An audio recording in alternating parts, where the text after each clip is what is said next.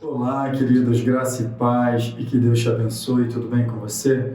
Seja bem-vindo aqui no meu canal, eu sou o pastor Luiz Fernando, E você que já conhece aqui o nosso canal sabe que nós temos o propósito aqui de abençoar a tua vida, é um canal completamente voltado para o ensino da palavra de Deus, A gente coloca aqui de segunda a sábado, às 7 da manhã, todos os dias, de maneira rigorosa já há algum tempo, A gente já vai completar aí pelo menos um ano quase nessa jornada, só nesse canal, mas também no canal da igreja já tem uns 2 anos que a gente está nessa jornada aí. Então, para abençoar a tua vida, são vídeos curtos, de 5 minutinhos por dia, vídeos devocionais, A ideia é dar um start no teu dia aí, você ouvir uma palavra logo de manhã, Uma palavra de inspiração. Essa é a ideia, tá bom? Então a gente fala diversos assuntos aqui e hoje eu quero começar uma nova série falando do assunto que eu considero mais importante sobre a vida do cristão, que é exatamente esse aqui, a obra da cruz, a cruz de Cristo, sabe, queridos? Esse é o cerne do Evangelho, a cruz é o início de tudo, É o grande propósito, Cristo, falar da cruz é falar de Cristo, da vida e da obra de Jesus Cristo em favor de uma humanidade que estava perdida, sabe, queridos? A gente precisa cada vez mais entender o significado dessa obra. As pessoas precisam entender o que essa obra significa. Por que eu coloco esse nome assim de obra? Porque foi algo feito, algo que foi realizado em favor da humanidade, foi realizado pela graça, pelo amor de Deus. Você vai ver aqui ao longo dessa série que é a grande expressão do amor de Deus. E nós agora, tomamos posse pela fé. Tudo aquilo que Deus faz em favor do homem não é por mérito, não é por merecimento, não é porque eu sou bonzinho, não é porque você é bonzinho, porque a gente faz tudo certo, não. Nada disso. Ele faz pela graça. Graça é favor, é amor, E tudo que Deus faz pela graça, como não é mérito, a gente toma posse recebendo pela fé. O que é a fé? A capacidade de acreditar. Acreditar em quê, pastor? Acreditar naquilo que está escrito. Principalmente, queridos, a respeito da obra da cruz. E é sobre isso que a gente vai conversar aqui. Vou colocar bastante fundamentos aqui a respeito dessa obra.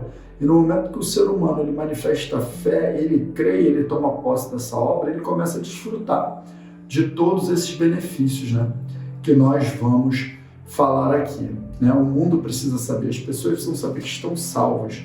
Jesus realizou uma obra na cruz do Calvário para salvar a humanidade, para resgatar a humanidade, sabe, queridos? E nós agora precisamos proclamar essa obra para toda a humanidade e mostrar para as pessoas que existe uma esperança em meio a tantas coisas difíceis que nós estamos vivendo. A esperança está em Cristo Jesus, tá bom? Então, e nós como igreja precisamos conhecer bastante essa obra. Mas não é conhecer num aspecto, sabe, queridos, da gente saber que Jesus morreu e de repente da gente assistir um filme e ver todo aquele castigo que ele sofreu na cruz, e ver todo aquele castigo físico, todo o sofrimento, e aí a gente chora, a gente se emociona, legal, não tem problema nenhum com relação a isso, mas a gente precisa entender que essa obra vai muito além disso. É uma obra que é a fundamentação de tudo que a gente crê, é a base da nossa fé, sabe? É a identificação da nossa fé. E eu vou te mostrar aqui, eu quero começar com um texto que eu nem coloquei aqui, mas eu quero abrir aí a minha Bíblia contigo, eu quero te pedir para você abrir a tua Bíblia comigo aí, tá bom? Abra aí sua Bíblia no livro de Mateus, no Evangelho que escreveu Mateus, no capítulo 16, lá no verso 13, diz assim: Indo Jesus para os lados de Cesareia de Filipe, perguntou aos seus discípulos: quem diz o povo ser o Filho do Homem? Então Jesus chegou com os seus discípulos e falou: o pessoal está falando o que aí de mim? O que eles estão falando que eu sou quem? Verso 14 diz o seguinte: e eles responderam, seus discípulos responderam para ele: uns estão dizendo que tu és João Batista, outros estão dizendo que tu és Elias, e outros estão dizendo que tu és Jeremias, ou algum dos profetas.